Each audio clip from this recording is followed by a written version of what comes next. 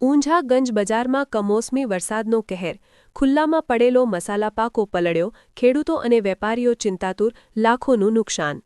મહેસાણા જિલ્લાના ઊંઝા પંથકમાં આજે બપોરે વાતાવરણમાં એકાએક પલટો આવ્યો હતો. ભારે પવન અને ગાજવીજ સાથે ત્રાટકેલા ભર ઉનાળાના કમોસમી વરસાદને કારણે ઊંઝા માર્કેટિંગ યાર્ડમાં વેચાણ અર્થે આવેલી જણસીઓ પલળી જતા ખેડૂતો અને વેપારીઓને મોટું નુકસાન વેઠવાનો વારો આવ્યો છે.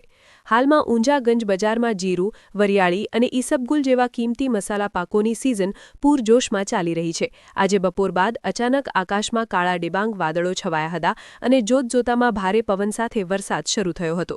વરસાદ એટલી ઝડપે આવ્યો કે યાર્ડમાં ખુલ્લામાં રાખેલો માલ ઢાંકવાની તક પણ મળી ન હતી, જેના કારણે ગ્રાઉન્ડમાં પડેલી બોરીઓ અને ઢગલાઓ પાણીમાં ગરકાવ થઈ ગયા હતા. ઊંઝા એ એશિયાનું સૌથી મોટું મસાલા માર્કેટ ગણાય છે. અત્યારે રાજ્યભરમાંથી ખેડૂતો પોતાનો માલ લઈને અહીં આવી રહ્યા છે. આ અણધાર્યા વરસાદને કારણે ખેડૂતોનો મહેનતથી પકવેલો પાક પલળી જતા ગુણવત્તા બગડશે અને પૂરતા ભાવ નહીં મળે તેવી ભીતિ છે.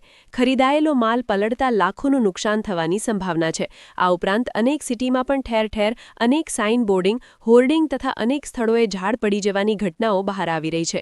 કરા સાથે વરસાદ પણ વરસી રહ્યો છે. આ સાથે સાથે આવતીકાલે 8/4/2026ના રોજ ઊંઝા માર્કેટ યાર્ડમાં હરાજીનું કામકાજ બંધ રાખવામાં આવ્યું છે. આ સિવાય અન્ય ગામો શહેરોમાં પણ કમોસમી વરસાદ પૂરજોશમાં પડી રહ્યો છે. અહેવાલ Jayvadanbhai Gandhi, Unjha, GPMC news 24/7 live.